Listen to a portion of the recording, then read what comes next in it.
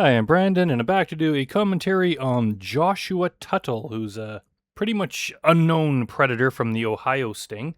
But let's head over to the wiki page and see what was going on with him prior to the sting. It says Joshua Tuttle is a suspected predator caught in the Greenville, Ohio sting on To Catch a Predator. He is mostly known for being overly religious and using his faith as an excuse of why he wouldn't commit this crime. Joshua Tuttle was a 22-year-old man using the screen name GoodBody1330. I don't really know if looking at him, you say he had a good body, but I guess that's open to interpretation. He initiated contact with an individual he believed to be a young girl named Jessie, but was in fact a perverted justice decoy. Tuttle began their conversation by asking if she had ever been in a relationship and whether she would consider dating someone in their 20s. He then proposed the idea of becoming her friend and offered to take her out. Tuttle referred to the decoy as his girlfriend and suggested having a private party at her home when her father was not present. Yeah, I kind of figured it'd be best to do it when the dad's not there because that would not go over well for him. During their exchange, Tuttle expressed his intentions of what he wanted to do. He also asked her very inappropriate questions. He mentioned bringing and discuss the sequence of activities he envisioned, which included cuddling, watching movies, and then eventually progressing into the bedroom for more graphic type stuff that I can't mention here. The following day, Tuttle, filled with apprehension, expressed concern about the potential consequences if he were to get caught engaging in the planned meeting. He voiced his fear of ending up in jail as a result of his actions. Boy, must be a little bit psychic, because that's exactly what happened. Tuttle did not arrive at the sting house for several hours, causing initial concern that he might not show up at all. However, to everyone's surprise, he eventually engaged in a phone call with a different decoy while approaching the house. So let's head over to the sting house now and see what's going on with Joshua Tuttle. That's great. So we can watch movies and cuddle, kiss and make, then head up to your bedroom and touch each other and have sex. Yeah, that's a very incriminating statement when it comes to trying to determine what your intent was. Then he adds, we can get drunk if you want to, if it will make it feel that much better. Just sit at the bar for a second, Kay. I'll be right back down. Okay. Did you bring the rum? I don't think he brought anything. He's not holding anything. No. I'll explain when you get down. Explain when... What could be the possible explanation for not having rum? Okay. Well, why don't you explain it to me instead? I have low self-esteem, and Oh, I see. He has low self-esteem. Well, is this situation going to help your low self-esteem, Josh? It's probably not going to get any better. And what is that? Like, I know obviously they're just trying to get sympathy. So many of the guys do that, right? It's like, oh, I'm lonely, I'm divorced or whatever, and I have low self-esteem. Like, what kind of excuse is that? Why would this situation help your low self-esteem? Like, I don't get why this, like, he's just so lonely that he wants to just have some sort of human contact with someone. If that's the case, why does it have to be a minor? Why couldn't you just hang out with anyone?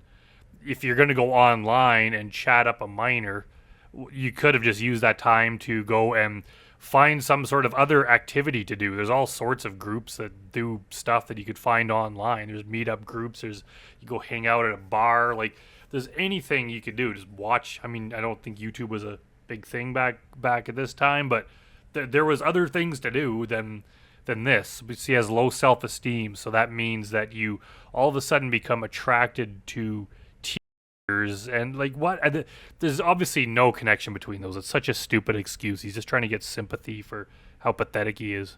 have no one else to turn to but God. He has no one to turn to but God. Okay, apparently he has this 13-year-old girl to turn to. What does that have? Is he just trying to be like, by the way, I'm pathetic and have low self-esteem, and also I'm religious. So between the two of those, that should absolve me from any sort of guilt here or any sort of punishment. You have no one to turn to but God. Go to church. Churches are known for having a lot of different activities. They're also known for having a lot of people. You could call some of them and see if they want to go and hang out and do something productive rather than going to minor. Why does you have to turn to God? So why are you here? So I went and I talked to my pastor. And what did this pastor tell you? It's wrong to do. Am I understanding this correctly? He was talking to this minor and wanted to come over and do sexual things with her. So he went to his pastor, told him his plan, and the pastor was like, no, that's wrong. Yet he came anyway? If I'm understanding that correctly, this guy is an idiot. And that you should have more faith in yourself But you're here, Josh. to make new friends. To make... Why? So having more faith in yourself is somehow like an antidote to coming over to try to molest a minor? That's what the pastor said. Shouldn't he just be like, don't do that. It is illegal and morally wrong. Instead, he's like, you need to have more faith in yourself. I don't get it. new friends. Yes, with sir. a 13-year-old girl home alone. Did you... Why don't you become friends with the pastor? He's probably an adult. I'm sure there's other people your age in your church. So, yeah, like, why would you need to come over and be friends with a minor? And if that was your intent, why would you have a sexual discussion with them and flat out say that your intent is to have sex with them? That's a little bit more than just looking for someone for a friend. Did you bring condoms with you? No, sir. There's no condoms in your pocket. Well, he was too cheap to bring any rum, so he's probably too cheap to bring the condoms.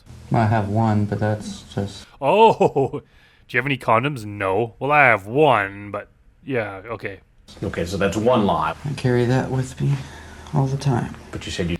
Yeah, Josh just scores so much that he needs a condom at all times because he's not going to be able to have time to swing by a drugstore or some place to buy condoms when the opportunity arises to have sex. He's got to have them on him. Yeah. I don't think this guy scores very often. didn't bring any, and you did. So that's a lie. Yes, sir. But I corrected myself. And that's the end of the video. This is a very short one. Sheriff's office! Put the beer down, right down! Put it down! Put your hands in the air! Like our most recent investigation, Perverted Justice is cooperating with local law enforcement. All right, and here's proof that law enforcement was involved with this sting to make YouTube happy. All right, let's head back over to the wiki page to find out what happened to Joshua Tuttle after this.